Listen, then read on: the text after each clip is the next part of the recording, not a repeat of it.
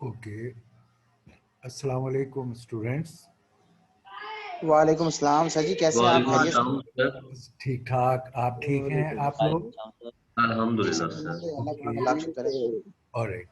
So we are starting our linear algebra lecture number 5, and before we start I ask you that if you have any questions or problems from the material we have covered up till now and you want to clarify things, is there anything?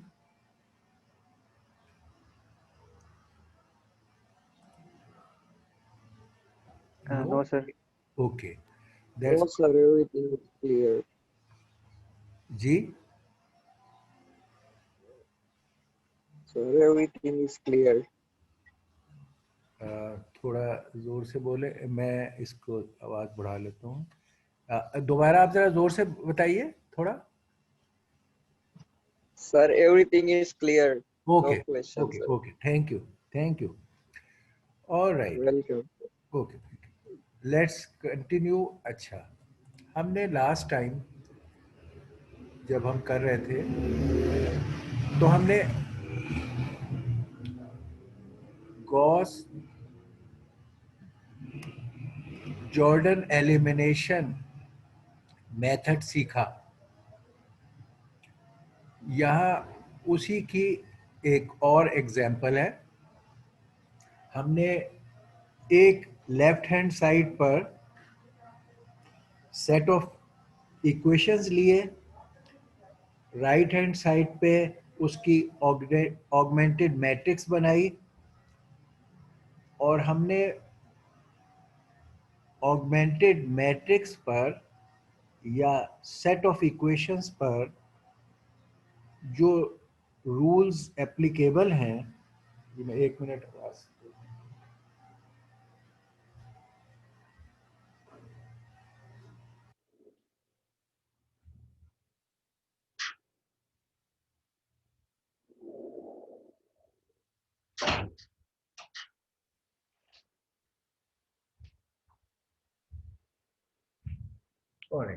There was some noise. Okay, और हमने जो rules allowed हैं set of equations पे हमें apply करने के,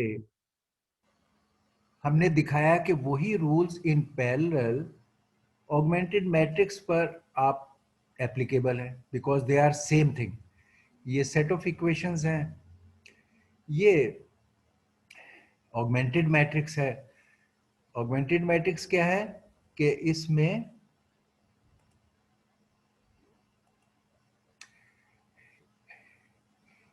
जो coefficient का मैट्रिक्स का सेट बनता है उसको हम यहाँ लिख लिया हमने, ये कोएफिशिएंट्स का सेट है। और ये राइट पे कॉलम जो है ये आपका राइट हैंड साइड पे जो कांस्टेंट्स हैं उसका वेक्टर है।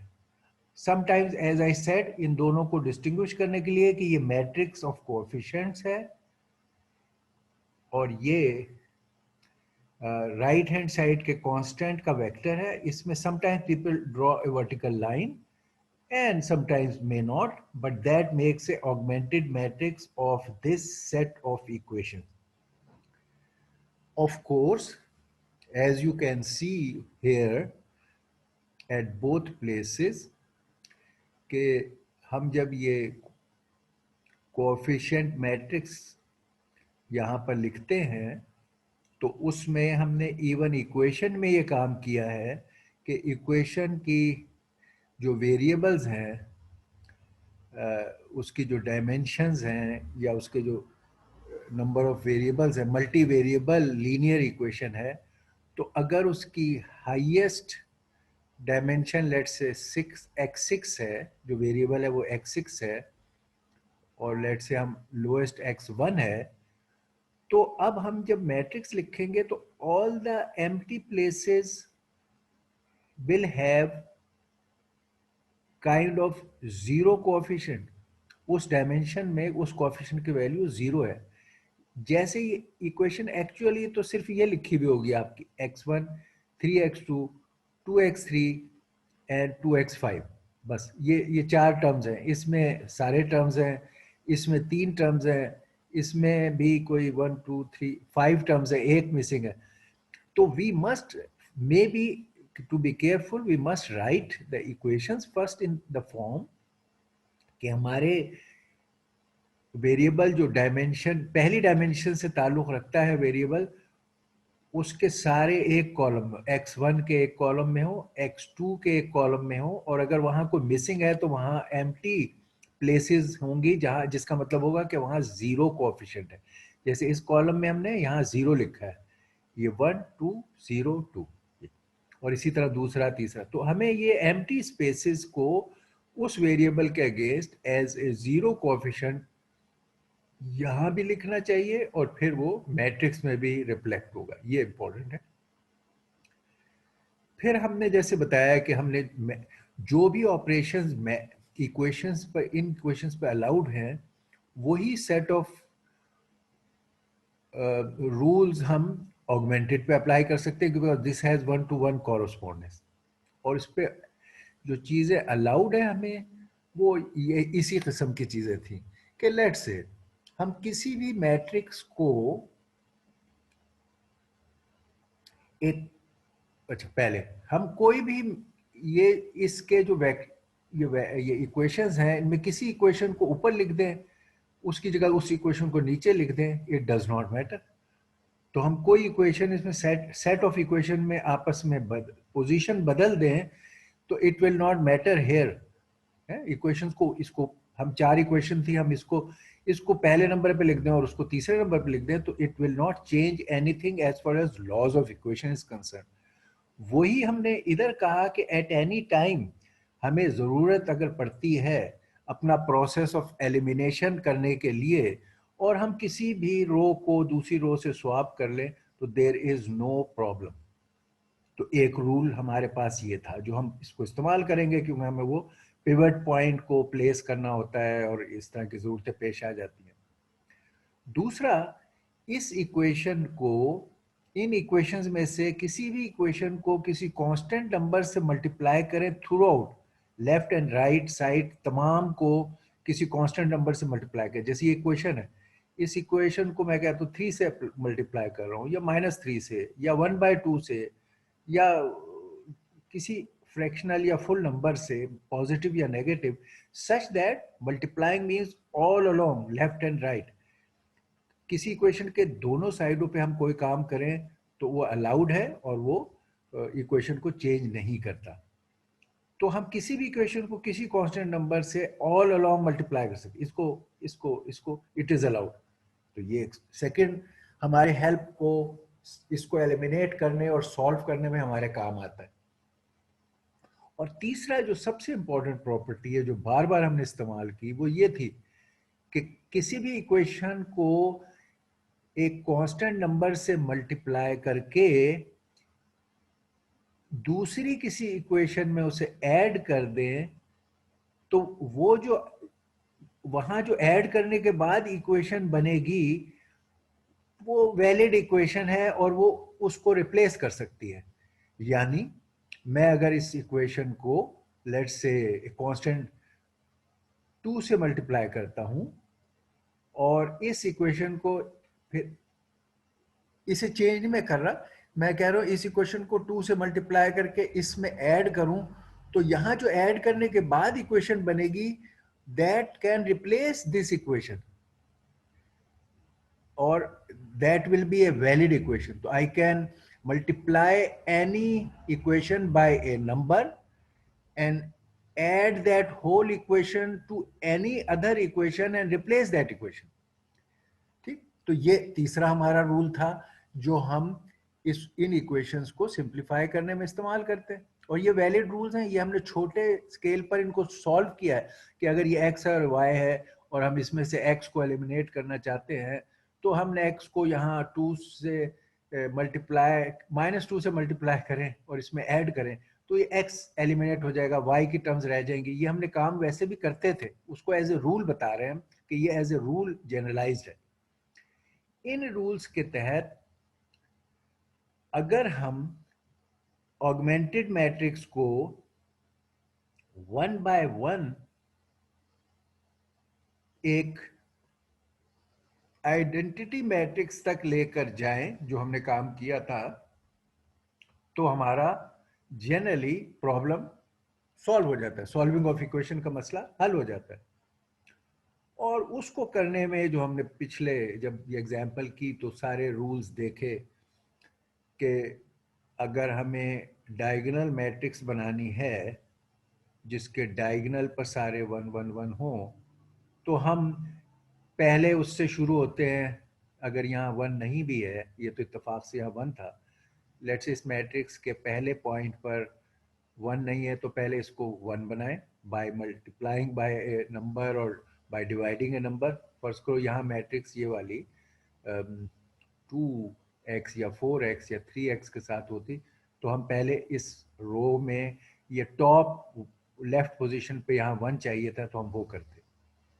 जब वो वन हो जाए तो इसको अपने इस कॉलम में हमने तमाम नंबर्स को जीरो करना है, तो हम रिक्वायर्ड नंबर से इस को मल्टीप्लाई करके उसमें ऐड करें सच दैट कि वो भी जीरो हो जाए, ये भी जीरो हो जाए। जैसे अब ये वन है, इसको अगर हम -2 से मल्टीप्लाई करके इसमें ऐड करें तो ये जीरो हो जाएगा। इसी तरह इसको -2 से यहाँ पहले जीरो है, इसको -2 से मल्टीप्लाई करके ऐड करें तो ये जीरो हो जाएगा। तो ये कॉलम सारा आपने जीरो कर लिया। ठीक, अब आपका इशू ये वाला है कि यहाँ पर ये अब आपका पिवट पॉइंट डायगोनल में, अब आपका यहाँ पे पिवट पॉइंट होना चाहिए, ये इस रो का। तो आपने अब कहा कि मैं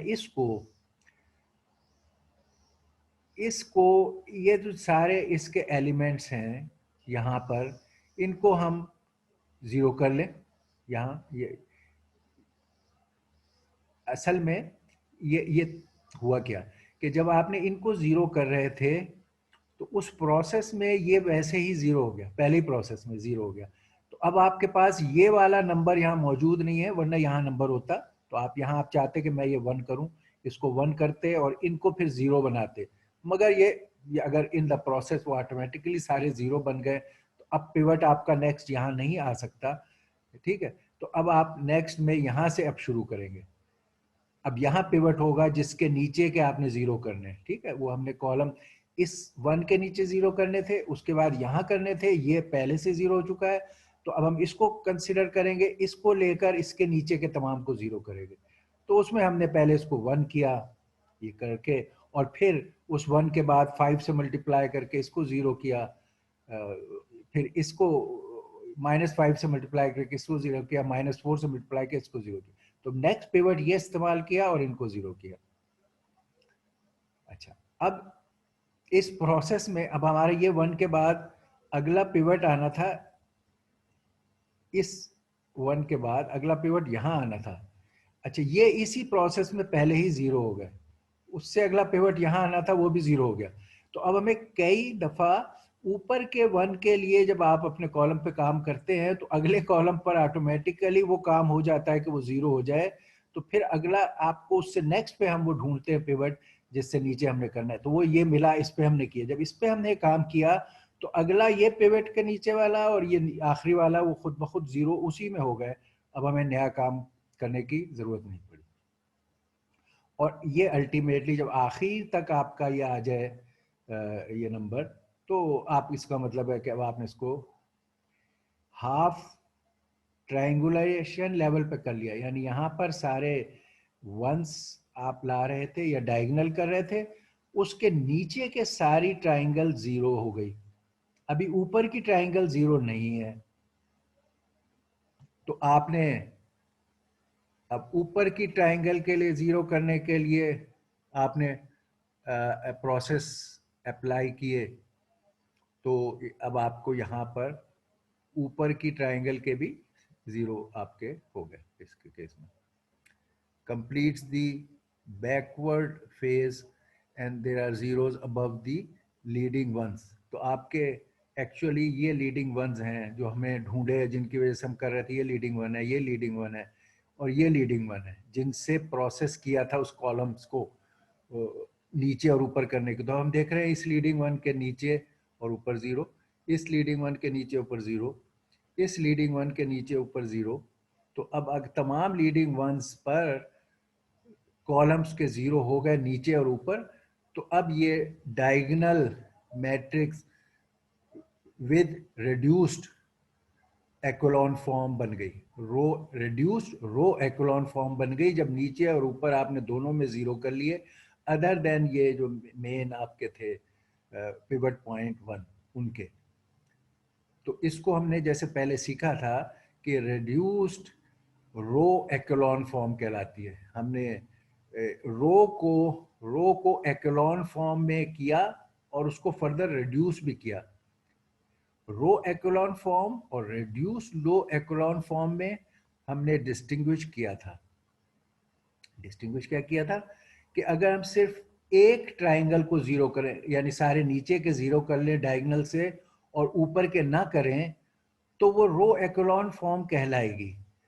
अगर हम ऊपर के सारे डायगोनल के ऊपर सारी ट्राइंगल को 0 कर लें और नीचे के ना करें, तब भी वो रो एक्लोन फॉर्म कराएगी अपर ट्राइंगल और लोअर ट्राइंगल के पॉइंट ऑफ व्यू से।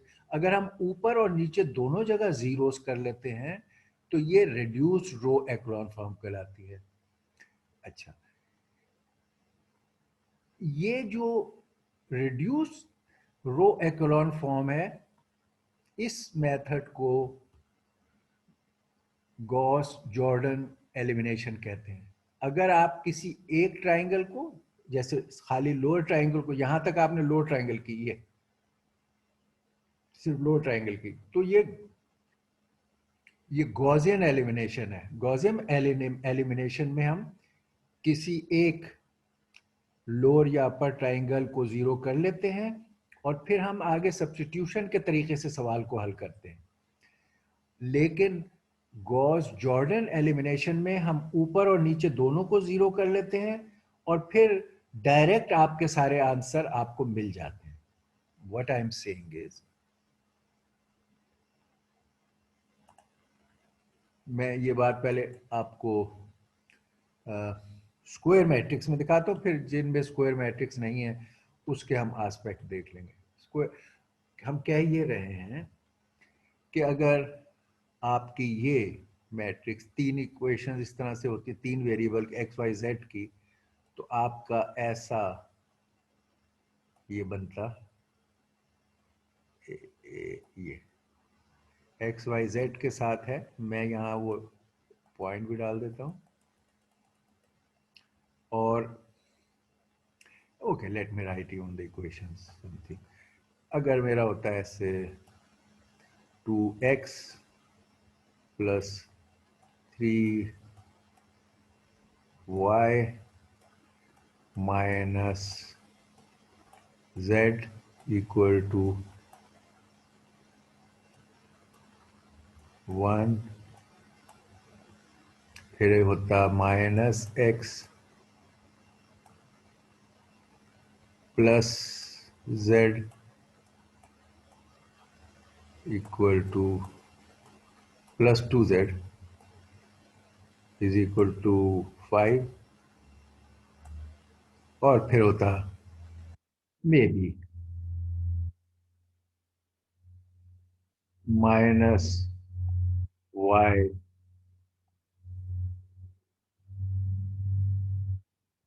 इक्वल टू माइनस y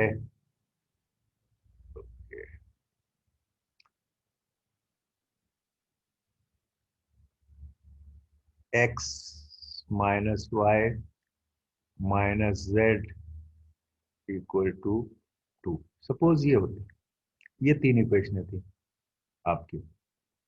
तो इसमें हम जब ये काम करते तो हम ये कोएफिशिएंट मैट्रिक्स लिखते 2 माइनस 1 और प्लस 1 या 1 1, और फिर हम यहाँ लिखते 3 और ये इसकी जगह एम्प्टी है तो 0 और ये माइनस 1, और फिर हम लिखते माइनस 1 और ये 2 और ये माइनस 1, और ये डॉटेड लाइन के बाद राइट हैंड साइड के 1 5 एंड 2। ये हमारे ऑगमेंटेड मैट्रिक्स होती इन इक्वेशंस की। हम इक्वेशंस पे जो ऑपरेशंस कर सकते हैं वही हम ऑगमेंटेड मैट्रिक्स पे करते हैं, जैसे हमने यहाँ किए। अगर हम तमाम केसेस में, लेट से मुझे यहाँ भी, लेट मी राइट यहाँ, maybe just for showing things rightly, यहाँ पर भी मैं लिख देता हूँ 2y सपोज, तो यहाँ 2 है मेरा। ओके, अच्छा, इसको मैं अगर गॉस जॉर्डेनियन फॉर्म इस्तेमाल करता, गॉस जॉर्डन फॉर्म इस्तेमाल करता, तो इसकी आखिरी शक्ल कोई इस आइडियली इस तरह की बनती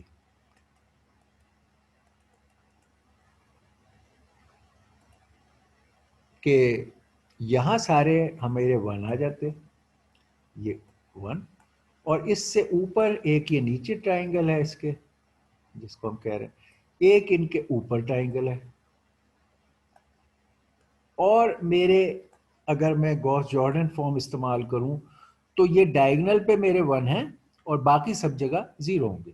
ठीक, इसके साथ यहाँ 0, इसके साथ यहाँ 0, उसके साथ यहाँ 0, उसके साथ यहाँ 0, उसके साथ यहाँ 0, उसके साथ यहाँ 0, और मेरे इधर कोई नंबर होते इस कैलकुलेशन के बाद से, सम नंबर मेरे आ गए, एस्यूम नंबर्स हैं, लेट्स से हम कहें 2 -3 मे बी 7, सपोज ये नंबर थे। ठीक, तो अगर हम गॉस जॉर्डन फॉर्म इस्तेमाल कर रहे हैं और ये हमारे पिवट पॉइंट थे और ये अब 1 है, तो अब इससे आप फौरन यहाँ इस वक्त ये x के अगेंस्ट है, 1x इक्वल टू 2, तो x इज इक्वल टू, ये y के अगेंस्ट है ये हमारा, तो y इज इक्वल टू -3 और z is equal to 7। In fact हम नीचे वाले से शुरू करते हैं कि z इक्वल 7, y इज इक्वल टू -3, और ये हमें डायरेक्ट इसका आंसर ही मिल गया इस चीज का, जब हमें इक्वेशन को रिड्यूस करने से। लेकिन अगर हम गॉस एलिमिनेशन करें तो उसका मतलब होता है कि आपने किसी एक ट्रायंगल को जीरो कर लिया, कि फर्ज कर आपने नीचे के ट्रायंगल को जीरो कर लिया, ये कर लिया, इधर आपने अभी नहीं किया, तो जो हम हाफ वे जैसे यहां तक आए थे, यहाँ नंबर होते मे बी यहाँ 2 -1 5, ये नंबर होते। ओके, अब उस सूरत में सॉल्व करने का क्या तरीका होगा कि सबसे आखिरी वाला के तो वैल्यू आपको मिल जाएगी z, फिर आपके यहाँ y और z है, तो आप ये z की वैल्यू को इधर रखोगे इस इक्वेशन में या इस उसमें, और उससे y निकल आएगा। फिर आप y और z की वैल्यूज दोनों पता है, तो इस रो में फिर y और z की वैल्यूज डालोगे तो x निकल आएगा। तो ये अगर लोअर ट्रायंगल खाली हम करें और उसको हम कहेंगे कि ये हमारा खाली गॉसियन एलिमिनेशन हुआ, गॉस जॉर्डन में तो दोनों होते हैं इसमें, तो हम फिर ये सब्स्टिट्यूशन, बैक सब्स्टिट्यूशन करके प्रॉब्लम को भी सॉल्व कर सकते हैं। तो Gaussian method followed by back substitution can also solve the problem, और having both triangles done and using Gauss Jordan method will also solve the problem। ठीक, अगरचे अगर हम देखें कि इतने जीरोस आपने कर लिए और अब आपका सब्स्टिट्यूशन से मसला हल हो जाता है, तो जब आपके ज्यादा बड़े प्रॉब्लम्स होते हैं तो उन्हें आप कंप्यूटर पे हल कर रहे होते हैं, तो आप फिर ये प्रेफर कर देते हैं कि खाली गॉसियन आधी ट्राइंगल को आप जीरो करें और बाकी सब बैक सब्स्टिट्यूशन से सॉल्व कर लें, बट बोथ सिस्टम वर्क। ये हो गया, ये गॉस और गॉस जॉर्डियन मेथड का फर्क हो गया। अब ये मैंने बताया कि अक्सर अगर आपके पास n बाय n मैट्रिक्स है, स्क्वायर मैट्रिक्स है, तो आपको एक यूनिक सॉल्यूशन मिलेगा, जितनी इक्वेशंस उतने ही अननोन। n बाय n का मतलब ये होगा कि आपके जितनी ये इक्वेशंस है, जितनी रो हैं, इसका मतलब है you have so many equation, और अगर ये भी की तादाद भी वही है, n बाई n है, कॉलम्स भी उतने हैं, इसका मतलब ये हुआ कि आपके वेरिएबल, ये जो है मल्टी वेरिएबल इक्वेशन है, तो वेरिएबल भी उतने ही है। यानी आपके वेरिएबल यहाँ फर्स्ट को हेडिंग x1 से लेकर और x4 तक है, सपोज 4 वेरिएबल की इक्वेशन है, एंड देयर आर 4 इक्वेशंस, 1 2 3 4। चलो ये वाली को हटा देते हैं। 4 इक्वेशंस, 4 अननोन वेरिएबल, तो ये स्क्वायर कोएफिशिएंट मैट्रिक्स होगी और इसका ये लिए आपको यूनिक सॉल्यूशन मिलेगा। कोएफिशिएंट मैट्रिक्स है, यूनिक सॉल्यूशन मिल जाएगा आपको। यानी इस तरह जैसे ये कहा कि आपके एग्जैक्ट आंसर, ऐसी इक्वेशंस एक कॉमन पॉइंट पे ये लाइंस इंटरसेक्ट करेंगी। फर्स्ट को ये एक लाइन है, एक दूसरी लीनियर एक लाइन है, तीसरी लाइन है और चौथी लाइन है। ये किसी एक पॉइंट पर यूनिकली x, y, z या x1, x2, x3, x4 के पॉइंट को मालूम कर लेंगे। तो आप एक यूनिक पॉइंट पे उसको इंटरसेक्शन को फाइंड कर सकते हो। यूनिक सॉल्यूशन, जितने अननोन उतनी equations, you have a unique solution. At times आपको या ये रिडक्शन के प्रोसेस में या अदरवाइज आपके अननोन एक्स वाई जेड, ये जैसे 3 है और इक्वेशन सिर्फ 2 हैं, जितने अननोन होते हैं आपको उतनी इक्वेशंस चाहिए होती हैं यूनिक सॉल्यूशन के लिए। अब आपके पास अगर इक्वेशंस की तादाद कम है फॉर सम रीजन कि या ये इक्वेशन 0 हो गई है या ये एग्जिस्ट ही नहीं कर रही थी, आपको गिवन ही नहीं थी, तो फिर आपका यूनिक सॉल्यूशन वाला मसला नहीं रहता। फिर आपके इन अ वे इनफाइनाइट सॉल्यूशन की तरफ हम जाते हैं। जैसे हमने शुरू में बताया था कि दो अगर लीनियर लाइंस का था तो एक केस तो था कि सॉल्यूशन ही नहीं है, दोनों पैरेलल हैं, नो सॉल्यूशन। दूसरा बताया था कि अगर ये इंटरसेक्ट करती हैं तो एक one point single unique solution. तीसरा, ये एक दूसरे पे ले करती हैं तो इनफाइनाइट नंबर ऑफ सॉल्यूशंस। जिस तरह वहां ये केसेस थे, इस तरह जब ये इक्वेशन की तादाद कम हो जाए तो फिर आपके सॉल्यूशन यूनिक 1 के बजाय इनफाइनाइट सॉल्यूशन की तरफ आप जाते हैं। जैसे अब यहाँ हम इसमें मिसाल दे रहे हैं, जब आपने इन 4 सेट, ये आपके पास देखिए 6 वेरिएबल्स थे और ये 4 इक्वेशंस हैं, so you already have less number of equations to get a unique solution. तो वो तो आपको पहले ही से पता था, अब आपने करने शुरू किया इसकी, उसमें आपका फर्दर लॉस हो गया। जब आप ये रिडक्शन प्रोसेस कर रहे थे तो एक इक्वेशन आपकी ऑल जीरोज हो गई, इसका मतलब ये इक्वेशन भी वैनिश हो गई। ये इक्वेशन अब इससे आपकी कोई contribution to find the point नहीं रही। तो आपके अल्टीमेटली 3 इक्वेशंस हैं। ये आखिर में एंड पे जहां तक हम जा रहे हैं वहां तक जाते हैं। आखिर में आपके पास ये भी इक्वेशन वैनिश हो गई, एक ये वाली वैनिश हो गई और ये 3 इक्वेशंस आपके पास रह गई एंड में। तो आपके पास इक्वेशंस की तादाद कम है। ये जो इक्वेशंस हैं जो यहाँ पे सिंप्लीफाई होने के बाद रही वो ये हैं। तो अब अगर 6 वेरिएबल्स हैं और 3 इक्वेशंस हैं तो आपको यूनिक सॉल्यूशन तो नहीं मिलेगा। हाउएवर लेट्स सी क्या सॉल्यूशन मिलेगा आपको। ये सबसे नीचे वाले में ये वाले के against x6 is equal to 1/3 x6, ये एक यूनिक x6 की वैल्यू आपको मिल गई। लेकिन यूनिक पॉइंट का मतलब होता है इस वैल्यूज के अगेंस्ट सारे वेरिएबल सेटिस्फाई हों और यूनिक आंसर हो, तब वो एक यूनिक पॉइंट बनता है। आपने कहा ओके वेरी गुड, मेरे एक x6 तो पता चल गया। अगर सही ट्राइंगल जब थी जो मैंने यहां दिखाई, तो आपको अगर ये वाला पता चल जाता है नीचे वाला, तो फिर आप उससे ऊपर वाला उसकी वैल्यू डाल के भी फाइंड कर सकते हो, और अगर इस तरह किया हुआ है तो ऊपर के वाले की वैल्यू भी पता होती है। तो यानी इसकी वैल्यू यूज करके अपर सॉल्व हो सकता है बैक सब्स्टिट्यूशन से, और सारे इस तरह सॉल्व हो जाते हैं। लेकिन जब इक्वेशंस की तादाद कम है तो अब x6 इस्तेमाल करके आगे आप x5 हल नहीं कर सकते, आपके पास वो कम्बिनेशन ही नहीं है, x5 x6 जिसमें x6 डालें और x5 निकल आए, चले वो भी नहीं है। फिर आपका ये वाला है, इसके अंदर पिवट पॉइंट वाले ये होते हैं जो लेफ्ट मोस्ट वाले हैं, ये पिवट पॉइंट है। इसके अंदर ये पिवट पॉइंट आप कहोगे x3 is equal to 2x4, क्योंकि x4 की वैल्यू नहीं पता, x3 इज -2x4। अब आपको x4 मालूम नहीं है जिससे आप x3 की वैल्यू निकाल लें, तो ये ऐसे ही रहेगा। इसके अंदर x1 इज इक्वल टू, ये बाकी सारे राइट पे ले जाएं, ये हो गया।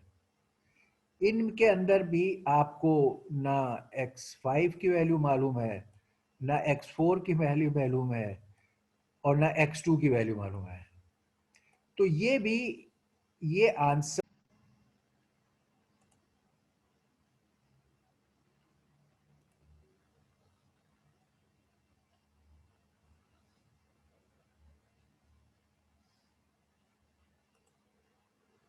ओके। तो ये आंसर आपके पास ओके।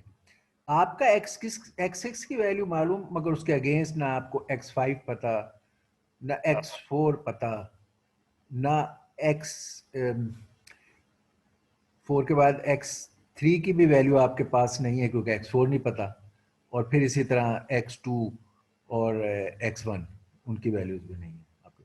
तो फिर आप क्या कहते हो कि अब आप जो वैल्यूज आपको नहीं मालूम वो फ्री वेरिएबल्स हैं। सो general solution we express as a general solution of system by assigning the free variables जो कि x2 x4 और x5 हैं, ये आपके x2 x4 और x5, क्योंकि अब ये फ्री वेरिएबल है, इनकी वैल्यू नहीं है, इनको आप कोई समझे दे आर वेरिएबल्स, आप सपोज उनको एज ए वेरिएबल कहें कि ये सपोज आर है, ये एस है, ये टी है, आपने कहा चलो फ्री वेरिएबल में आप ये value they R S T. ये आर एस टी आपके कोई भी वैल्यू हो सकते हैं, और क्योंकि आपने यहाँ x4 को s दिया तो यहाँ भी s दे लेंगे। अब आपकी इक्वेशंस ये बन जाएगी, x1 is 3 R S T, और आर आप कोई वैल्यूज देंगे और उनके अगेंस्ट फिर आप दूसरे कैलकुलेट कर लेंगे, आर एस टी को वैल्यू देंगे, उससे ये x1 पता चलेगा, ये s की वो वैल्यू जो ऊपर इस्तेमाल हुई है वो देकर ये x3 पता चल जाएगा, और इस तरह एक सेट ऑफ वैल्यूज निकल आए। फिर आप आर एस टी, क्योंकि आपके फ्री वेरिएबल है, इनको आप एक और वैल्यू देंगे जिससे x1 निकलेगा, और फिर उस s की मदद से ये x3 निकलेगा, x6 आपके पास हमेशा ये है। तो ये फ्री वेरिएबल है, they can have any R S T R any let's say float और रियल नंबर, तो वो इनफाइनाइट पॉसिबल सॉल्यूशन है जिन पर ये सेटिस्फाई होंगी तीन इक्वेशनें, और हम इसको general solution of the system कहते हैं। ओके, तो ये हमारा सारा Gaussian elimination, Gauss Jordanian elimination, unique solution, Gaussian elimination with back substitution, unique solution, and infinite solution because of free variable, ये हमने सारे समझ लिए। अब ये एक छोटा सा एडिशन हम कर रहे हैं, ये टर्म हमने पहले भी कही थी, अब भी, कि अभी जो हम ये इक्वेशंस लिख रहे थे, हमारा जनरल इक्वेशन लिखने का तरीका ये है, ये हमारा एक जनरल तरीका था कि हम इक्वेशंस x1 से लेकर xn तक उसके वेरिएबल हैं, उनके साथ जो कोएफिशिएंट हैं, अगर ये मल्टीपल इक्वेशंस हैं तो वो कोएफिशिएंट्स हम टू इंडेक्स के साथ लिखते थे, जो बताता था रो एंड कॉलम, या equation number and term number, तो हम उस तरह उसको लिखते थे। इसलिए इनकी नोटेशन 1 1 1 2 1 3 1 n, और इसकी नोटेशन 2 1, ये हमारा एक जनरल नोटेशन का तरीका था एक रेक्टेंगुलर मैट्रिक्स को या एक सेट ऑफ इक्वेशंस को लिखने का। राइट साइड पे हमारे कांस्टेंट्स थे, ये b जिनको हम कहते थे b1 b2 b3।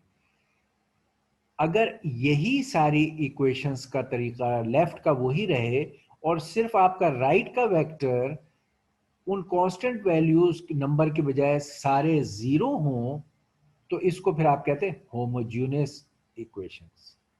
ये भी सेट ऑफ इक्वेशंस हैं, इसमें भी मल्टी वेरिएबल इक्वेशंस हैं और उनमें कोएफिशिएंट्स हैं, और इसको भी सॉल्व करने के लिए उसी तरह आपने you have to find x1 till xn, जो आपका अननोन्स हैं इनको फाइंड करोगे। लेकिन अब जब ये सारे काम कर रहे हो तो आपका राइट हैंड साइड जो एब्सोल्यूट जीरो था इनिशियली गिवन, ये अब आप कह रहे हो I am solving the homogeneous linear equations. Okay,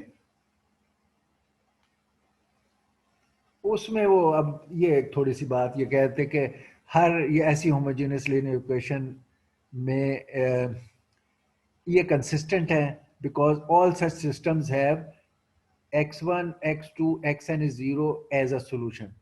एक सॉल्यूशन, क्योंकि राइट हैंड साइड जीरो है, तो अगर आप इन तमाम वेरिएबल्स को जीरो कर दें तो एक सॉल्यूशन ये बनता है, और इस ये सॉल्यूशन हमेशा एग्जिस्ट करेगा क्योंकि राइट हैंड साइड जीरो है। तो ये इसको कहते हैं ट्रिवियल सॉल्यूशन, ये हमेशा ही है। होमोजेनियस इक्वेशन का ये सॉल्यूशन हमेशा एग्जिस्ट करेगा क्योंकि राइट हैंड साइड जीरो है, तो लेफ्ट हैंड साइड को तमाम वेरिएबल्स को जीरो रख के आप कर सकते हैं तो हो जाएगा। लेकिन जो दूसरे सॉल्यूशंस हैं जिनमें all variables are not zero, they also exist. जिस तरह हम दूसरी इक्वेशन सॉल्व करते थे तो उनमें इन वेरिएबल्स के कोई कैलकुलेटेड वैल्यूज आती थी, वो भी इसमें एग्जिस्ट करती हैं। उनको हम फिर नॉन ट्रिवियल सॉल्यूशंस का नाम दे देते हैं, क्योंकि एक सॉल्यूशन बिल्कुल ट्रिवियल है, हमेशा एग्जिस्ट करता है, और उससे अलावा जो सारे सॉल्यूशन हैं जो इसको इनको सेटिस्फाई करेंगे इन इक्वेशन को, उनको नॉन ट्रिवियल सॉल्यूशन कहते हैं।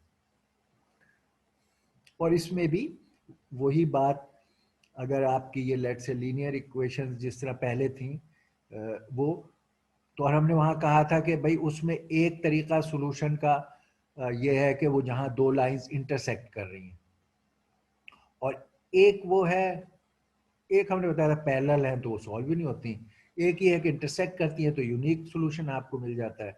और तीसरा तरीका ये है कि इनको आप अगर वो ओवरलैप कर रही हैं तो इनफाइनाइट सॉल्यूशन होते हैं, जिस तरह वहां थे उस तरह यहाँ भी हैं। फर्क क्या है? फर्क ये है, अब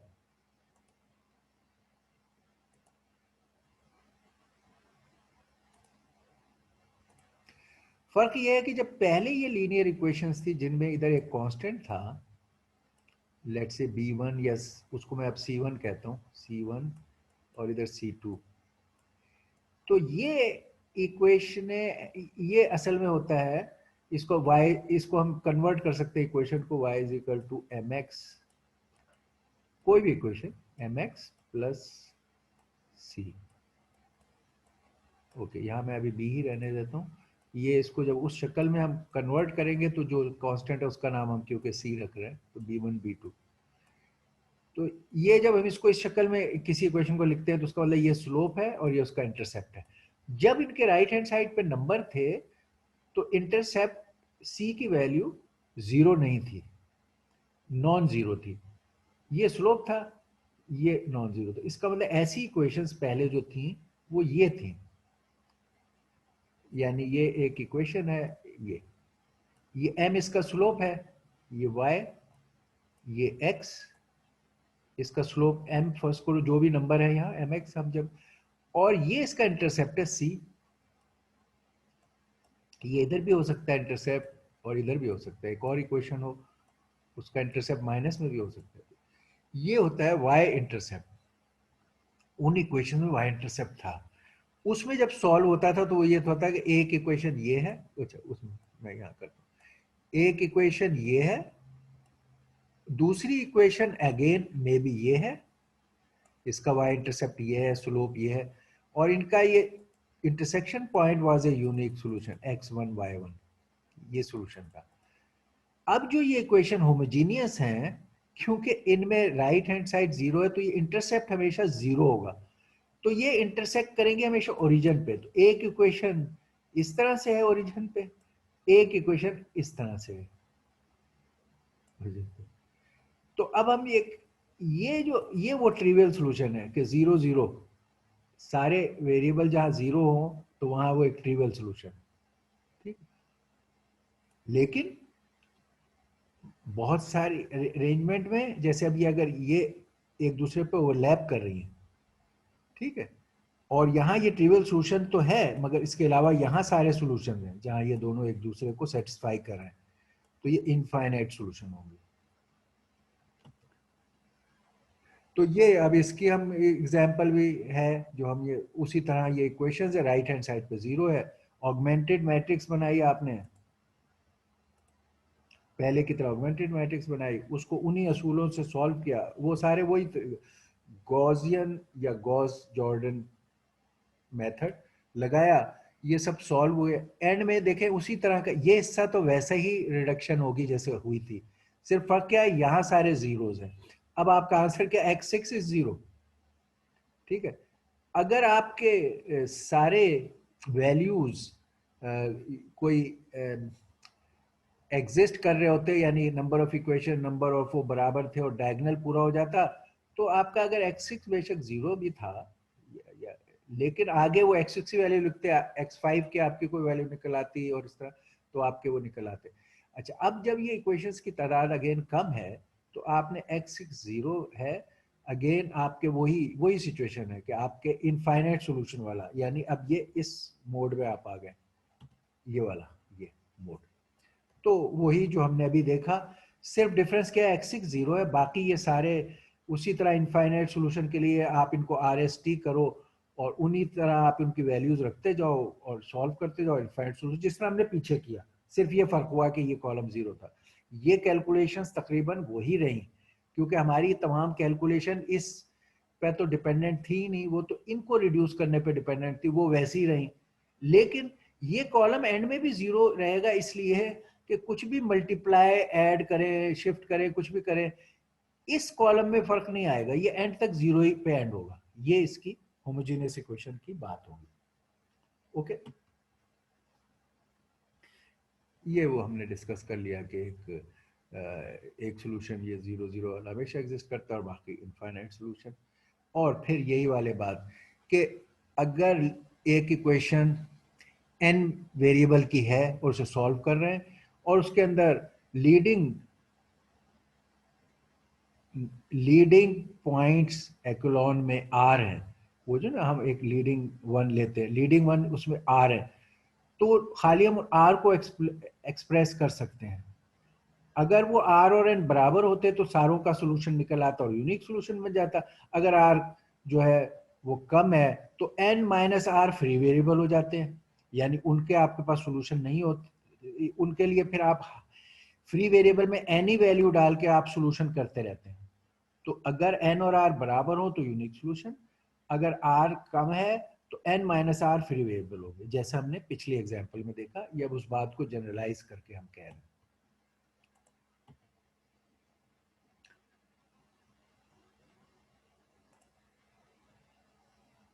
ये वो फ्री वेरिएबल थ्योरम जो अभी मैंने आपको समझाया। ये भी बात, homogeneous linear equation with more unknowns than equations has infinite many solution. और ये वो वाला बात है कि अगर आपके फ्री वेरिएबल एन अननोन है और आर नॉन जीरो रोज हैं ऑगमेंटेड मैट्रिक्स की, तो फिर एन माइनस आर जो होंगे वो फ्री वेरिएबल होंगे। ये पार्ट मैंने वहां पर कवर कर लिया था क्योंकि वहां पर ये रिलेट कर रहा था कि यहाँ मैंने वहां डिफाइन कर दिया था कि गॉसियन एलिमिनेशन सिर्फ करें और फिर हम आखिरी वेरिएबल को डायरेक्ट वैल्यू मिल जाएगी और बाकी को बैक सब्स्टिट्यूशन करते जाएं और सारे वेरिएबल कैलकुलेट कर लें। ये भी एक ऑप्शन है जो बड़ी इक्वेशंस में कंप्यूटर बेस्ड सॉल्यूशन में उसको लोग प्रेफर करते हैं। तो वो ये है कि Gaussian elimination and back substitution. ये वो वाली बात, गॉसियन एलिमिनेशन का मतलब है आपने खाली लोअर ट्राइंगल को वो किया और फिर आपने ये इक्वेशन लिखी, ठीक है, और इस इक्वेशन की वैल्यू डाल के आप बैक सब्स्टिट्यूशन करके और निकालेंगे बाकी की वैल्यूज। और यहाँ वो एग्जिस्ट करता है यूनिक सॉल्यूशन, और वो क्या होगा इस बैक सब्स्टिट्यूशन में। तो अगर आपके पास सिचुएशन ये वाली है जो मैंने आपको बताई थी, ये आपका 1 का डायगोनल है और अब जब ये डायगोनल है और उसके नीचे के सारे जीरोज हैं और ये n अननोन और n वेरिएबल्स और n इक्वेशंस हैं, तो अब इसका यूनिक सॉल्यूशन होगा। इससे आपको वैल्यू निकलेगी, ये जीरो हो या कुछ भी हो, इसकी कोई वैल्यू निकलेगी। वो वैल्यू अब आप इसमें इस्तेमाल करेंगे तो इसकी वैल्यू निकल आएगी। फिर इन दो की वैल्यू यहाँ इस्तेमाल करेंगे तो इसकी वैल्यू निकल आएगी। फिर इन तीन की वैल्यू को यहाँ डालेंगे तो इसकी वैल्यू, वो जो सब्स्टिट्यूशन हम करते हैं। तो ये आपने गॉसियन रिडक्शन की, एलिमिनेशन की, और क्योंकि नंबर ऑफ इक्वेशन और दैट दे वर इक्वल, तो आपको यूनिक सॉल्यूशन मिल गया। बाकी केसेस में यूनिक सॉल्यूशन नहीं होगा और लार्ज नंबर ऑफ सॉल्यूशन होंगे। अब उनमें भी जैसे अब ये वाला केस जब आया तो ये तो नॉन कंसिस्टेंट है, ये तो वैलिड ही नहीं है। जैसे अब इसके केस में जब आपने रिडक्शन की तो ये आया कि इधर के सारे जीरोस अगर आप डालें वेरिएबल्स को तो आंसर जीरो होना चाहिए, जैसे इस केस में है। तो इसमें तो आप कह सकते हैं कि ये एक ट्रिवियल सॉल्यूशन है या ये एक वैलिड ट्रिवियल सॉल्यूशन है, मगर ये एब्सर्ड सॉल्यूशन है, तो ये नॉन इनकंसिस्टेंट, ये इनकंसिस्टेंट, ये यहाँ वाला trivial, number of equations less हो गई, तो आपके infinite solution, unique one solution. ये सारे वेरिएशंस हैं जिनकी हम बात कर रहे थे। इसकी बातें करते हुए हमेशा जब हम ये कैलकुलेशंस कर रहे थे तो आपको वो हमने यूज़ किया, ये टर्म आपको पता हो, पिवट पोजीशन। कॉलम के लिहाज से जब रिडक्शन कर रहे होते हैं तो हम किस को पिवट बनाकर और बाकी सारों को हैंडल कर रहे हैं, वो पिवट पोजीशंस कहलाती हैं फॉर ईच कॉलम। ठीक, जैसे यहाँ पर अभी हम दिखा रहे हैं, ये तो इधर की यहाँ नहीं है, इसमें नहीं है, इधर भी नहीं है। जैसे अब हम कह रहे हैं इन कॉलम्स को ये बता रहे हैं, जैसे -10 को अगर इसको पिवट बना के और आप सारों को रिड्यूस कर रहे हैं, या इसको पिवट बना के सारों को रिड्यूस कर रहे हैं, तो या तो इस तरह इसको हम कहते हैं पिवट पोजीशन, जिसको यूज कर रहे हैं उस कॉलम में और बाकी सारों को कॉलम के उनको रिड्यूस कर रहे हैं, तो ये पिवट, ये हमारा उस वक्त पिवट होता है। जब हम डिस्कशन की थी वहां भी ये पिवट का वर्ड इस्तेमाल किया था। अच्छा, ये हमारे कैलकुलेशन बाय गॉसियन जॉर्डन और ये रिडक्शन के काम हमारा कंप्लीट हो गया। Any question so for?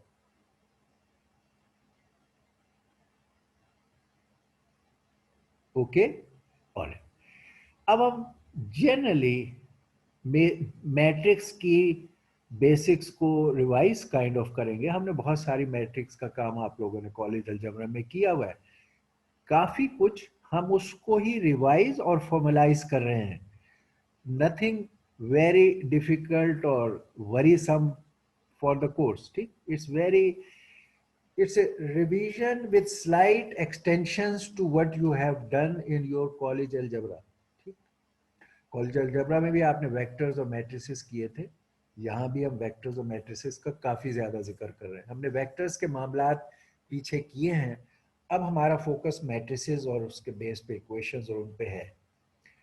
तो अब हम मैट्रिसेस के जनरल रूल्स को थोड़ा सा देख लें। एक तो मैट्रिक्स हमारी प्रैक्टिकल प्रॉब्लम्स में हमेशा राइज होती हैं और वो उनकी मुख्तलिफ वजूहात हैं कि क्यों होती है। कोई भी चीज़ों को जब आप इम्प्लीमेंट कर रहे होते हैं तो in many practical situation matrices rise.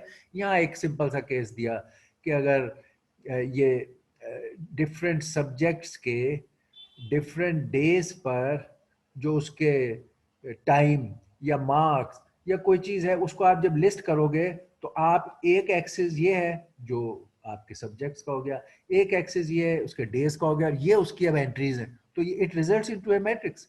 अगर इस बिहेवियर को आप देखना और प्रोसेस करना या सिंप्लीफाई करना या एनालाइज करना चाहते हैं तो you have to deal with a matrix which is 3 rows and 7 columns, 1 2 3 4 5 6 7 columns 7 days.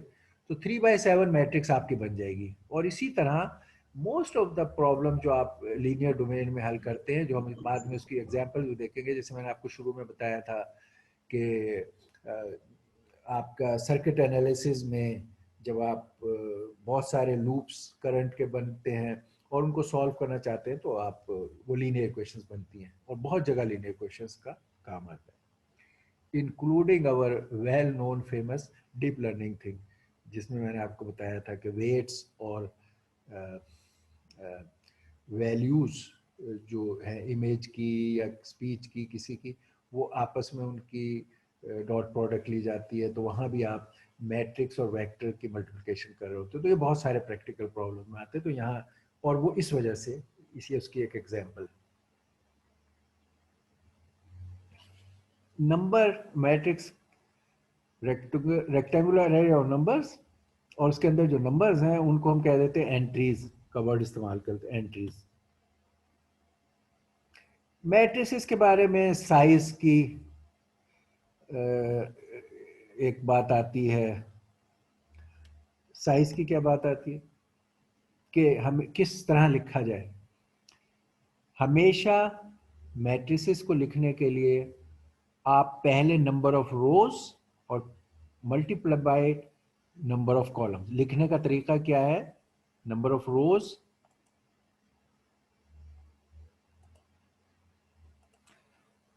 अगर एक मैट्रिक्स रोज एम रोज है उसकी एम, ये तो 3 थी, m is 3 in this case but it can be m, एक जनरल मैट्रिक्स, दूसरी एन, तो इस मैट्रिक्स के जो हम डायमेंशन कहेंगे या इस मैट्रिक्स को कहेंगे साइज, इस मैट्रिक्स का साइज क्या है, size of this matrix number of rows multiply by number of column, m into n, इसको मैट्रिक्स को इस तरह लिखा जाएगा जैसे कि अगर ये मैट्रिक्स है तो इसको हम कहेंगे 3/7 मैट्रिक्स है, 3/7, ये साइज किसी मैट्रिक्स का बयान, मैट्रिक्स को डिस्क्राइब करने का एक तरीका ये है। अगर ये स्क्वायर मैट्रिक्स होती तो जाहिर है जो जितने रोज उतने ही कॉलम, में भी फिर ये होती n/n या m/m, जो भी हम वेरिएबल इस्तेमाल करें, और अगर उसकी रोज भी 4 है और कॉलम भी 4 है तो 4/4।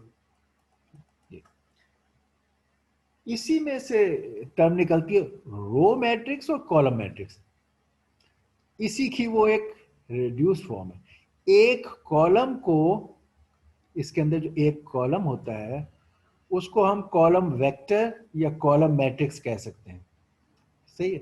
तो मैं इसमें से कोई एक, उसको ये मैट्रिक्स, ये जो है पहला कॉलम मैं यहां लिख रहा हूं 204, नो इट इज एक कॉलम वेक्टर, इसका कॉलम वेक्टर है, तो इसको कॉलम, इसी तरह ये कॉलम वेक्टर है, ये एक और कॉलम वेक्टर है, एक और कॉलम, तो कॉलम वेक्टर किसी भी जगह एक वर्टिकली लिखे हुए उसको हम कॉलम वेक्टर कहते हैं।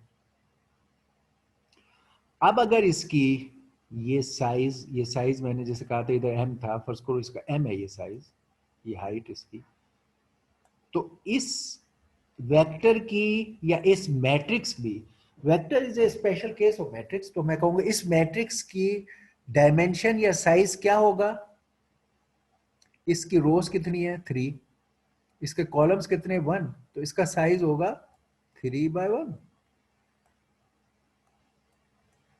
तो m/1 जो भी है इसका m अगर है तो m इंटू 1 कॉलम मैट्रिक्स या कॉलम वेक्टर। इसी तरह कोई एक रो मैट्रिक्स की, पर को ये रो, कोई भी रो या मैट्रिक्स में नहीं है, आपने खुद ही एक वेक्टर बस लिखा है, ये कोई वेक्टर लिखा है, ये 7 का नहीं है, फर्स्ट को वेक्टर है जिसका साइज कुछ और है, चलो यहां से लिख रहे हैं अभी 7, तो इसकी ये वाली साइड n हम कहते हैं जनरली, चलो n साइज का वेक्टर है, इस केस में n इज 7, 7 का साइज का वेक्टर है। हाउएवर इसमें रोज कितनी है, एक, इसको हम रो वेक्टर या रो मैट्रिक्स कहेंगे, और इसकी डायमेंशन जनरल केस में क्या होगी, एक रो है और n कॉलम्स है, तो 1 इंटू एन, पहली पोजीशन में हमने नंबर ऑफ रोज लिखनी है और दूसरी में, और इस केस में अगर ये 7 थे तो ये होगा 1 इंटू 7, ये रो मैट्रिक्स या रो वेक्टर, कॉलम मैट्रिक्स या कॉलम वेक्टर, कॉलम मैट्रिक्स या रो मैट्रिक्स के डायमेंशन इस तरह दिए जाएंगे, एक चीज 1 होगी। ओके,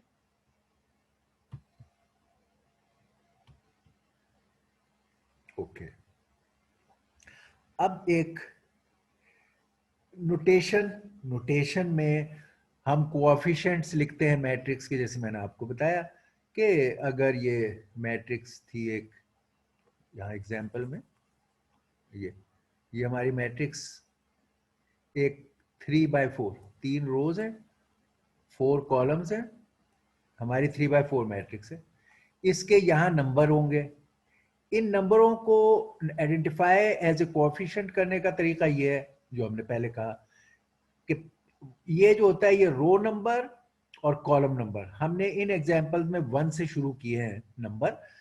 एट प्लेसेस आप देखोगे ये 0 0 से भी शुरू होते हैं, 0th रो एंड 0 कॉलम, और यहाँ फिर n-1 या m-1 नंबर होता है, जैसे कि हम वेक्टर्स के लिए करते हैं। तो दोनों चीजें इन प्रैक्टिस हैं। इस केस में हम 1 से शुरू कर रहे हैं, तो फर्स्ट रो फर्स्ट कॉलम, तो इसका नाम A11, first row second column A12, A13, A14। फिर अगले पे आ गए, अब सेकंड रो आ गई, तो सेकंड रो फर्स्ट कॉलम 21, 22, 23। फिर थर्ड रो 31, 32, 33, 34। अगर ये अगर ये स्क्वायर मैट्रिक्स होगी, लेट्स से 4/4, तो एक और रो होती, वहां 41, 42, 43, 44 होता। तो ये आखिर में दोनों ये एक जैसे होते हैं। लेकिन इस केस में it's not square matrix, rectangular matrix, तो ये 3 रोज है, 4 कॉलम है, तो लेस ये 3 मैक्सिमम वाला 3 4 है। ये इसको कहने का एक तरीका है, कोएफिशिएंट्स के साथ इंडेक्स लिख दिए जाए।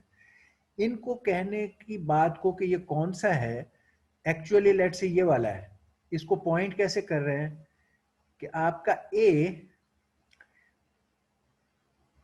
के, ये आपकी ए मैट्रिक्स है, उसकी ith रो और jth कॉलम में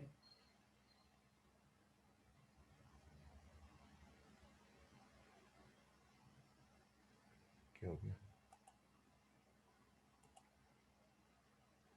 ओके, ith रो और jth कॉलम में ये नंबर है, ये, तो हम कहेंगे ये जो भी नंबर है, हम ये कह रहे हैं कि ए की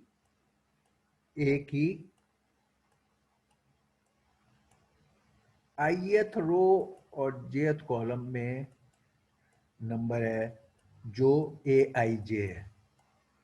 अंदर वहां हमने उसको एज aij लिखा हुआ है, जो भी वैल्यू है वहां, ये वो वैल्यू है। और ये वैल्यू क्या है, ये ए के, जब हम लैंग्वेज में प्रोग्राम करते हैं तो ए के साथ इंडेक्स करके लिखते हैं, ए इस तरह लिख रहे होते हैं वहां, ए का ith रो जब प्रोग्राम आप लिख रहे हो, और jth कॉलम, यहाँ मैथ्स में उसकी शॉर्ट नोटेशन हम ये इस्तेमाल कर रहे हैं। ith रो jth कॉलम में क्या है, तो हम ये कह रहे हैं ए के ith रो jth कॉलम में, जो कि इस केस में अगर मैं ये मिसाल लूं, फर्स्ट को यहाँ लिखा, इसके नंबरों में यहाँ 37 लिखा हुआ है सपोज ये नंबर, तो मैं कहूंगा ए सेकेंड रो, ए की सेकेंड रो और थर्ड कॉलम में इज इक्वल टू 37, या A23 जो यहाँ लिखा हुआ है A23। तो ये हमें नोटेशंस का तरीका है मैट्रिसेस के लिए। m/n मैट्रिक्स जब जनरल होगी तो फिर ये mn पे खत्म होगा, यही चीज। ओके, तो a को हम लिखने का एक तरीका कि aij को ब्रैकेट में करके हम इसको आइडेंटिफाई करें, या aij करके इस तरह लिख के करें, यानी aij के साथ यहाँ डायमेंशन भी दे दें या aij कह के लिख दें। ये दोनों तरीके इस्तेमाल होते हैं, जहां डायमेंशन देना जरूरी है वहां मेंशन, ये दिस मोर कॉम्प्रिहेंसिव। ये मैंने एग्जाम्पल से आपको समझा दिया कि नोटेशन वाइज ये है, ये इस्तेमाल होता है मैट्रिसेस के लिए।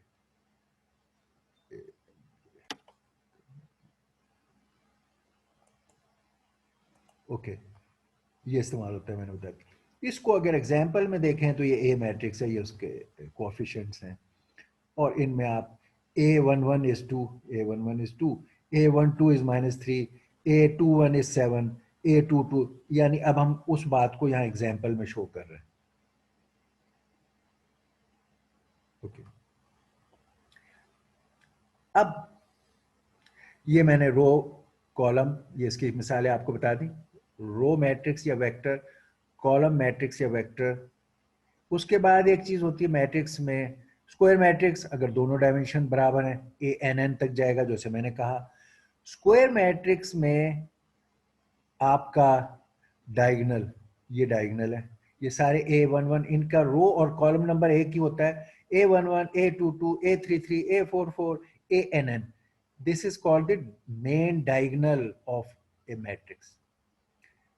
टॉप लेफ्ट कॉर्नर से बॉटम राइट कॉर्नर तक तमाम एलिमेंट्स जो जिनका रो और कॉलम नंबर सेम है and they lie like that, तो हम उनको कहते हैं main diagonal of A in A square matrix.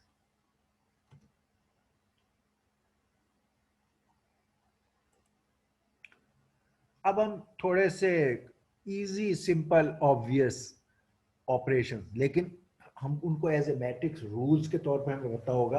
कई जगह they may not be obvious, but यहां पर हम आपको उसको बता रहे हैं कि they are the basic common sense rules. They are not same as for the numbers, integers.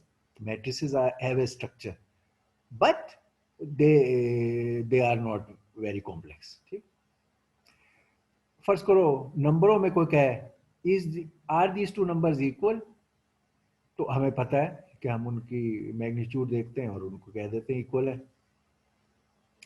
Matrices में इक्वलिटी का रूल क्या है? हम कहें are these two matrices equal, तो उसके लिए क्या क्या इक्वल होना चाहिए? नंबर एक, उनके दोनों डायमेंशन सेम होने चाहिए. उनका पहला तो साइज इक्वल हो. m बाई n अगर पहली मैट्रिक्स है तो दूसरी मैट्रिक्स भी m बाई n होना जरूरी है. जब दोनों के साइज इक्वल होंगे, फिर सेकंड पार्ट है all the corresponding coefficients should also be equal. ये दो रूल है. Number one, dimension should be matching. Number two, each corresponding member aij of all aij of first matrix should be equal to all corresponding bij of the second matrix. तो ये equal के लिए rule है matrix के. तो अभी अगर ये ए और बी हैं, दोनों 2/2 हैं. अच्छा, इक्वल में स्क्वायर होना जरूरी नहीं है. यहाँ एग्जांपल में स्क्वायर है, but it can B rectangular and they can be equal. ठीक है, लेकिन डायमेंशन एक हो. ये 2/2 है तो ये भी 2/, अगर ये 2/3 हो और ये भी 2/3 हो और फिर इनके तमाम कोएफिशिएंट मैच कर रहे हैं, वो भी इक्वल कहलाएगा. इस केस में 2/2 मैट्रिक्स थे, इसका पहला पहले इसके बराबर, दूसरा ये बराबर, तीसरा ये बराबर. अच्छा, अगर कोई कहे कि ये दो ए और बी मैट्रिसेस आर इक्वल, बताओ एक्स क्या है, तो आपको because they are equal matrices तो ये कॉरस्पॉन्ड करेगा इससे, तो आप बता सकते हो कि एक्स इज 5. अच्छा, ये बात यहां फिर एलिब्रेट की कि ये बात नहीं है. देखो, ये ए और बी को अगर सी से कंपेयर करें तो ये सारे इनके मैच कर रहे हैं. टू के साथ, फर्स्ट को ये वाला बी और सी, 2 के साथ, 1 के साथ, 3 के साथ, 5 ओके, या ओके यहाँ 5 ही लिख देते हैं. 5, ये यहाँ इसने एरर कर दी. सपोज यहाँ 5 ही लिखा हुआ है. ओके, ये सारे मैच कर रहे हैं, मगर अगर यहाँ 0 है तो ये मैट्रिक्स बी और सी एक नहीं होंगे. यहाँ अगर 5 भी है, सारे नंबर मैच कर रहे हैं, मगर इनकी डायमेंशन मुख्तलिफ है. दिस इज ए 2/3 मैट्रिक्स जिसके कॉलम जिसके ये एंट्री और ये एंट्री की वैल्यू 0 है, और it's a very different matrix than this, even if it was the same numbers here. 5, यहाँ 5 ही हो, ये सारे नंबर मैच करें, फिर भी ये डायमेंशन की वजह से डिफरेंट हो गया. ठीक. अब एडिंग और सब्ट्रैक्टिंग ऑफ मैट्रिसेस, हमें नंबरों की एडिंग तो पता थी, 2 + 3 एटसेट्रा, इस तरह. तो how to add matrices? Add matrices का रूल फिर वही दो. नंबर एक, for adding the matrices that both matrices should have the same dimension, m into n. m भी मैच करे, n भी करे, ये नहीं है कि एक m into n है और दूसरी n into m है, वो भी ठीक नहीं है. m into n पहली हो, m into n दूसरी हो. डायमेंशन मैच करना जरूरी है एडिशन सब्ट्रैक्शन के लिए, क्योंकि ये एलिमेंट वाइज ऑपरेशन है, एंट्री टू एंट्री. ठीक, अगर वो बराबर हैं तो फिर जिस तरह इक्वल के लिए आपने कॉरस्पॉन्डिंग ए आई जे और बी आई जे जो कॉरस्पॉन्डिंग है फॉर द सेम आई जे, वो एलिमेंट्स ऐड होंगे. ये 2 वाला इसमें ऐड होगा, 1 वाला इसमें ऐड होगा. Corresponding i j elements of each entry will be added. तो आपने ये 2 और -4 को किया तो -2, 1 और 3 को किया तो 4, इसी तरह यहाँ 4 और 3 को किया तो 7. ये इसका सम मैट्रिक्स हो गया. सब्ट्रैक्ट में यही कॉरस्पॉन्डिंग एलिमेंट सब्ट्रैक्ट हो जाएंगे. ओके,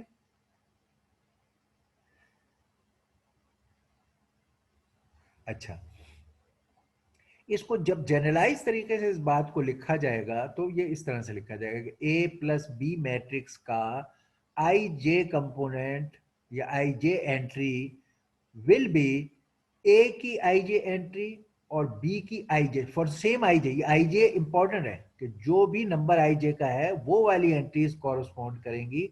यानी a की आई जे पोजिशन की एंट्री, b की आई जे पोजिशन की एंट्री जो कि ये है, इन्हें ऐड करेंगे तो a प्लस बी मैट्रिक्स जो आंसर मैट्रिक्स है उसकी आई जे पोजिशन पर लिख देंगे. ये मैथमेटिकली इसको लिखने का तरीका है. और यहां पर भी a माइनस बी के माइनस में भी यही काम. यहां एक ये बात ये बताइए, if a is equal to aig and b is equal to big have the same size, यहां वो बात कि डायमेंशन या साइज उसका पहला जरूरी है कि सेम हो. ये पहली कंडीशन सेम साइज, और दूसरी कंडीशन, दूसरा तरीका ये उसका तरीका ऐड का और सब्ट्रैक्ट का, और वो यहां किया है एग्जाम्पल. आपको दोनों मैथमेटिक्स कर रहे हैं आप, तो आपको ये कहने का तरीका ये पता होना चाहिए कि what it exactly, how it is to be written and what it means. ये A मैट्रिक्स का शॉर्ट नोटेशन है, B की ये नोटेशन, इससे ये बता दिया कि हम हर एलिमेंट को आई जे से पॉइंट कर रहे हैं और इसकी मैट्रिक्स बनी हुई है. और अब हम ये बात कह रहे हैं तो ये बात कहने का और ये बात के सेम सा, इस तरह कहना आपको आना चाहिए. ये उसकी एग्जाम्पल है. अच्छा, अब स्केलर मल्टीप्लिकेशन वो क्या है? स्केलर मल्टीप्लिकेशन का मतलब क्या है कि एक मैट्रिक्स ए है, ए मैट्रिक्स है आपकी, ये मैट्रिक्स ए मैट्रिक्स, इसके यहां कोई एलिमेंट्स हैं जो भी नंबर सपोज. अगर इस मैट्रिक्स को किसी कांस्टेंट नंबर से मल्टीप्लाई करें, कांस्टेंट नंबर को स्केलर हम कहते हैं, किसी स्केलर नंबर से, दूसरी चीज, यानी ये मैट्रिक्स है, इसकी एक स्ट्रक्चर होती है मैट्रिक्स की, दूसरा एक नंबर है सिर्फ, लेट्स से सी मैं इसको कह रहा हूं यहां, ये it can be a number, let's say 5 3 -2 जो भी कोई भी नंबर, और फ्लोटिंग और इंटीजर. आप कहते हैं यार सी इज माय -2 और A is this matrix, may be यहाँ 1 2, ये मैं इजी अपने समझ के लिए 3 4 5 6, ये मर्जी है, कुछ भी हो सकते हैं. और मैं कह रहा हूं कि मुझे this scalar multiplied by this matrix का रिजल्ट चाहिए. ये स्केलर है, ये इसके बाहर लिखा हुआ है C, और ये तो CA जो है, CA क्या होगा? CA क्या होगा? ये नंबर हर एक एलिमेंट के साथ जाके मल्टीप्लाई करेगा. यानी CA मैट्रिक्स में, जो CA मैट्रिक्स अब यहां बनेगी, ये CA मैट्रिक्स, ये क्या होगी? ये -2 इस 1 से मल्टीप्लाई हुआ, -2, ये हो गया -4 -6 -8 -10, ये -12, ये CA मैट्रिक्स बनेगी. अगर ये A मैट्रिक्स है और ये कांस्टेंट है तो this constant multiplies with each entry. एक नंबर था, अब ये मैट्रिक्स नहीं थी कि वो तो ये इसके साथ जाएगा। तो इसको लिखने का मैथमेटिकली तरीका ये है कि अगर ए मैट्रिक्स ये है, चाहे तो आप यहां डायमेंशन भी लिख सकते हैं, तो आप कहेंगे C A matrix with I J, C A matrix का I J element will be A matrix का I J element multiplied by C. हर ए का आई जे एलिमेंट सी से मल्टीप्लाई होगा, और उसका मतलब है C small A I G. A I G is the A I J element, जो ए आई जे है सी ए आई जे। ये आपको मैथमेटिकली इस बात को कह रहे हैं, और ये आप इसको मैट्रिक्स को बता रहे हैं, ये उसका एक्चुअल कैलकुलेशन को दिखा रहे हैं, और वो यहाँ पर भी दिखाया ए बी सी है। तो आपने 2a किया है तो इसके सारे एलिमेंट्स 2 से मल्टीप्लाई हो गए, -1b का है तो सारे -1 से हो गए, ये c में 1/3 c का है तो सारे 1/3 से हो गए, और फिर -1b का मतलब यह है कि इट्स माइनस, आप 1 फिर नहीं लिखने की जरूरत है, 1 है।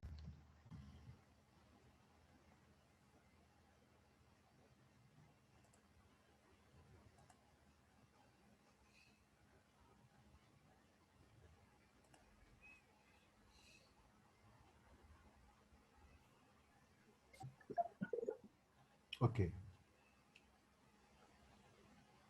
ऑलराइट। अब मैट्रिक्स की मल्टीप्लिकेशन, आपस में मल्टीप्लाई करना है अपने मैट्रिसेस को, वो क्या चीज है और वो उसके क्या पाबंदियां हैं और वो कैसे कैरी आउट करेंगे।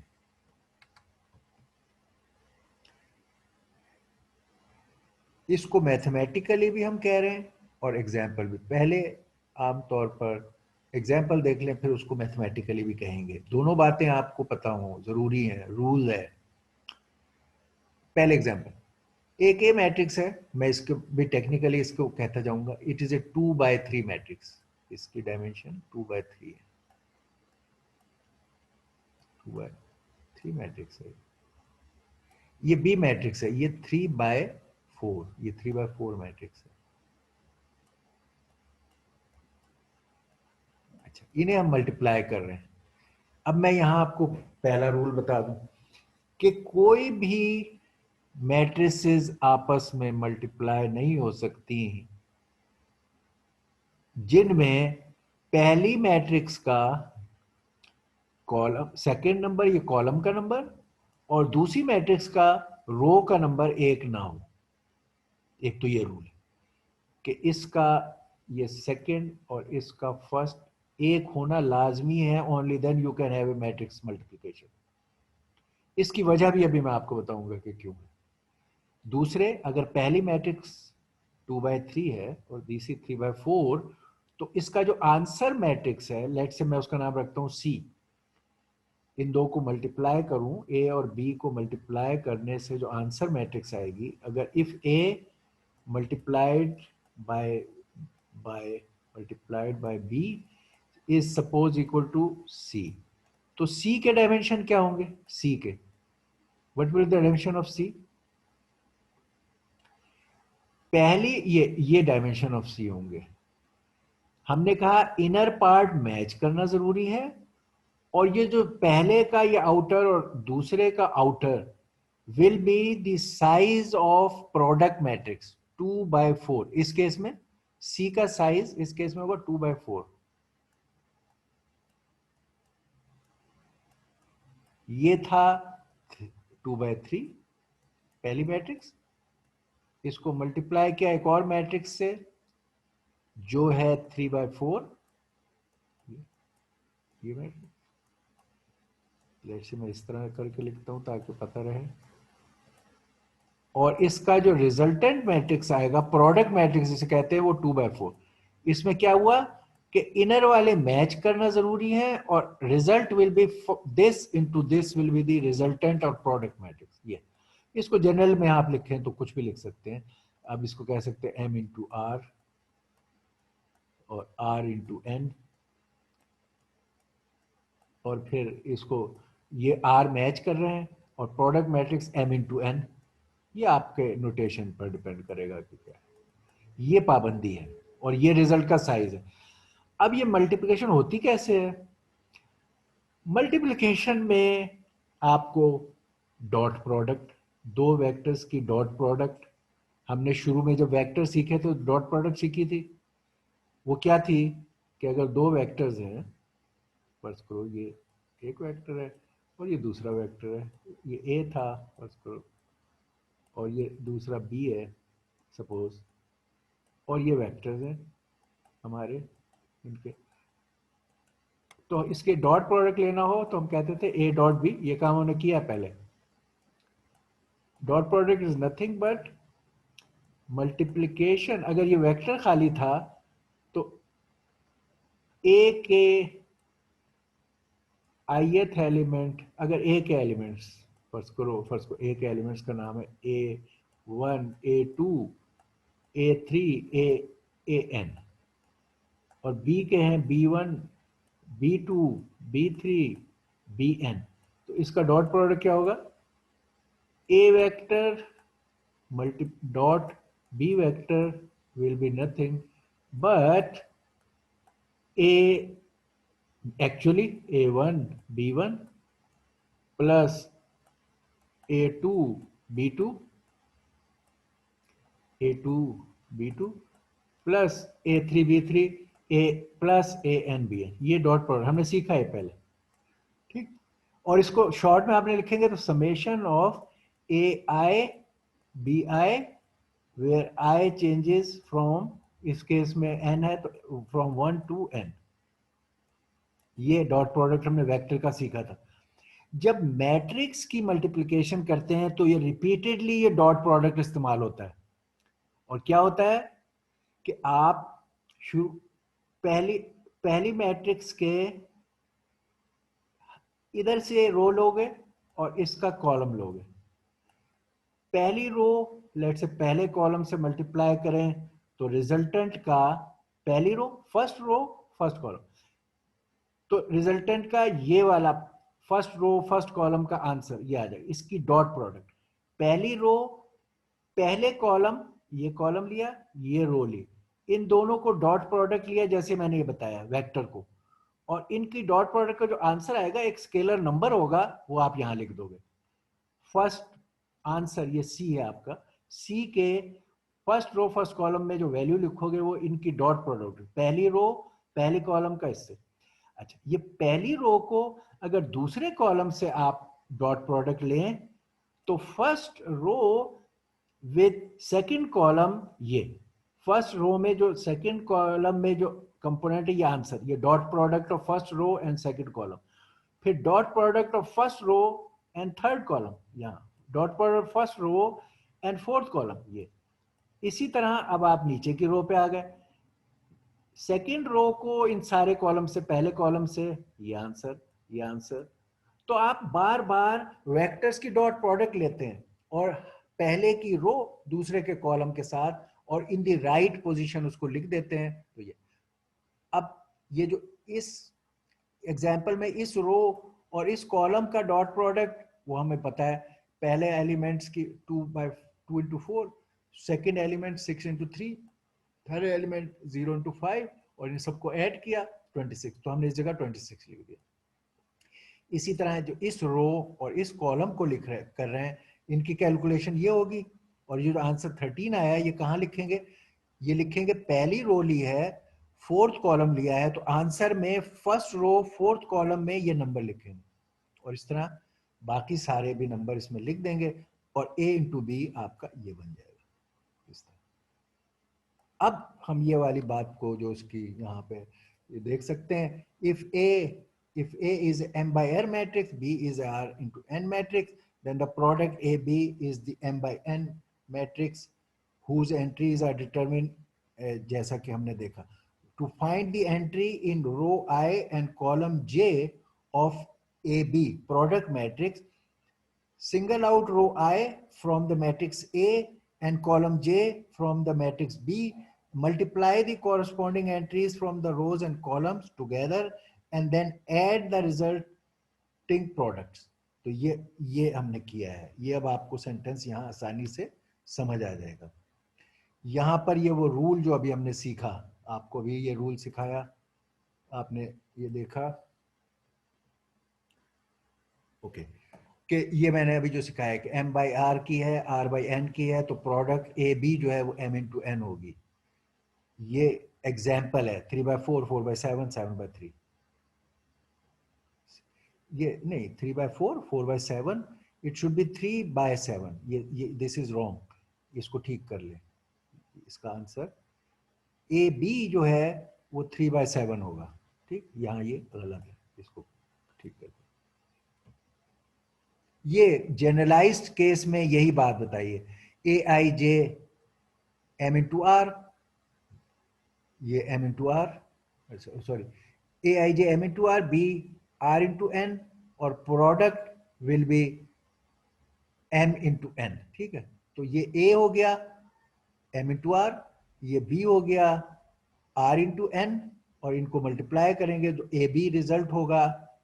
वो हर ये रो और कॉलम के नंबरों को इस तरह आप करके प्रोडक्ट लेंगे, तो ये रो कॉलम रूल कहलाता है कि रो कॉलम की डॉट प्रोडक्ट लेके उस पोजीशन में जो प्रोडक्ट की आई जे पोजीशन में हम लिखते हैं, ए की रो ये और बी के कॉलम के नंबरों को आपस में मल्टीप्लाई करके सम करते हैं और वो लिखते हैं। इसको row column rule of a matrix कहा जाता है। पार्टीशन का मतलब कुछ नहीं है कि एक मैट्रिक्स है उसको कैसे पार्टीशन कर रहे हैं, रो अलग अलग करके पार्टीशन कर रहे हैं, कॉलम अलग अलग के पार्टीशन कर रहे हैं, या हम एक हिस्सा ये पार्टीशन कर लिए, इसको just how you break the matrix into sub matrices, that is partitioning of matrix. Okay, चले यहां तक हम ये रुक जाते हैं। We stop here, we have covered our matrices up to this stage. Okay, any question you have? No sir. Okay, Allah हाफिज, see you next time. Okay, sir. Allah जज़ाकल्लाह Hafiz. सर, अस्सलाम वालेकुम। वालेकुम। अल्लाह हाफिज।